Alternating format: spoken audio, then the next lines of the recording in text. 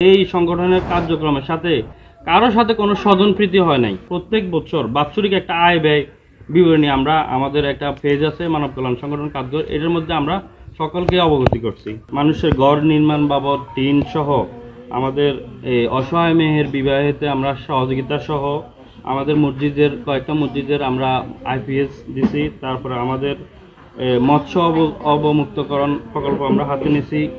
ঈদে অসহায় মানুষের পাশে দাঁড়ানোর চেষ্টা করছি। মসজিদের ইমাম সাহেবদেরকে আমরা একটা সম্মানী দিয়েছি। এই সহ আমাদের অসংখ্য এই 4 বছর 5 বছরে আমরা অসংখ্য কাজ করছি। ইনশাল্লাহ আমরা শতভাগ বলতে পারি, বুকে হাত দিয়ে বলতে পারি, আমাদের এই সংগঠনের কার্যক্রমের সাথে কারোর সাথে কোনো স্বজনপ্রীতি হয় নাই। এবং কি আমরা প্রথম থেকে বলছি যে এটা রাজনৈতিক মুক্ত, মানে রাজনৈতিক ব্যতীত একটা সংগঠন। এটা শুধু স্বেচ্ছাসেবী সংগঠন, এখানে রাজনীতির আওতায় কোনো বিবেচনা করা হবে না। ইনশাল্লাহ আমরা এখন পর্যন্ত আমরা শতভাগ মানুষের আমানত আপনাদের কাছে যথাযথভাবে পৌঁছা দিছি এবং কি এই পর্যন্ত আমাদেরকে এখন পর্যন্ত কেউ প্রশ্ন করতে পারে নাই যে এই টাকা তোমরা কি করছো। এবং কি আমরা প্রত্যেক বছর বাৎসরিক একটা আয় ব্যয় বিবরণী আমরা আমাদের একটা পেজ আছে মানব কল্যাণ সংগঠন কার্য, এটার মধ্যে আমরা সকলকে অবগতি করছি। তো আমাদের ইনশাল্লাহ আমাদের যুবক প্রবাসী সহ আমাদের প্রায় 80% লোক আমাদের এই সংগঠনের সাথে জড়িত। তারা আর্থিক পরামর্শ সহ বিভিন্নভাবে আমাদেরকে সহযোগিতা করতেছে। তো আমরা ইনশাল্লাহ আগামীতেও আমরা সবার সহযোগিতা কামনা করতেছি, কারণ এটা আমাদের গ্রামের সংগঠন।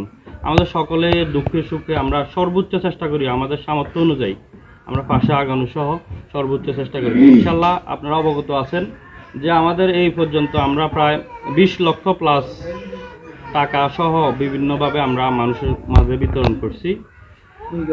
হ্যাঁ, আজকের প্রোগ্রামের হচ্ছে যে আমরা এই কাদ্যগ্রামে বন্যা কবলিত অসহায় মানুষের পাশে পুনর্বাসন এবং আর্থিক কার্যক্রমের আজকে একটা অংশ। তো ইনশাল্লাহ সবাই অবগত আছেন, এখানে যারা আছেন তারা ভবিষ্যতেও আমাদেরকে বিভিন্নভাবে সুপরামর্শ দিয়ে আমাদের সংগঠনকে কিভাবে বেগবান করা যায় আপনারা পরামর্শ দিয়ে আমাদেরকে সহযোগিতা করবেন। তো সকলের উপস্থিতি এবং কি সকলের কাছে ক্ষমা দৃষ্টিতে দেখতেছি যে আপনাদেরকে এখানে আসলে আমরা এভাবে এই দেওয়াটা আমার কাছে মনে হচ্ছে যে ভালো হচ্ছে না। আপনাদেরকে যদি যাই আমরা বাসায় যাই পৌঁছা দিতে পারতাম, এটা আমাদের কাছে আরও বেশি আনন্দদায়ক মনে হয়েছে। যাই হোক, আমাদের সংগঠনের প্রচারের জন্য আপনাদেরকে এখানে নিয়ে আসছি।